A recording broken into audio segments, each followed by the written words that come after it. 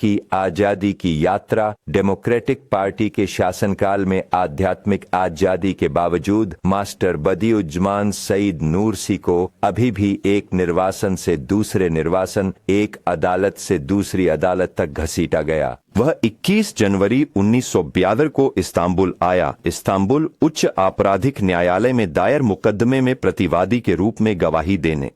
बाद में उन्होंने सिरकेसी के अक्षहिर पैलेस होटल में निवास किया। इस कानूनी कार्यवाही को यूथ गाइड केस के नाम से जाना जाता है। मुकदमों में इस्तांबुल के कुछ सबसे प्रसिद्ध और सम्मानित वकील उनका बचाव करेंगे, जिनमें सैन्युद्दीन बादशाह, मेहमत मिहरी हेलवाचियोगलू और अब्दुर रहमान शरीफ लाचिफारी शामिल हैं।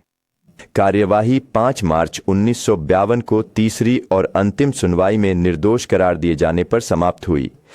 न्यायालय अध्यक्ष नेफी डेमिरलियोग्लू और सहयोगी न्यायाधीश हिल्मी दावासलिगिल व बुरहानेट्टीन एरटर्क ने यह निर्णय दिया।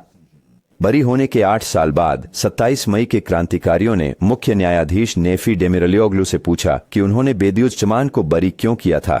प्रमुख डेमिरलियोग्लू ने जवाब दिया, हाँ, मैंने उसे बरी कर दिया क्योंकि मैंने पूरी घटना की गहन जांच की थी। मैंने व्यक्तिगत रूप से सभी गवाहों के बयान लिए थे और अपनी ईमानदार अंतरात्मा के विश्वास के आधार पर मैंने अपना फैसला सुनाया। यहाँ युवा मार्गदर्शक एक बार फिर कुछ सचमुच रोमांचक के साथ।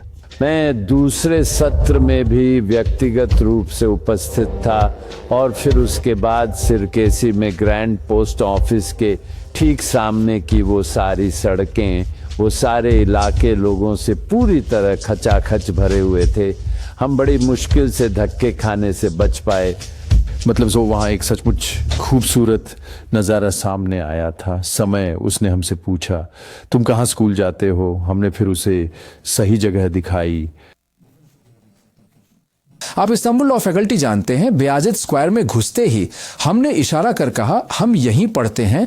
उन्होंने कहा, मैंने यहीं बहुत कुछ सहा है।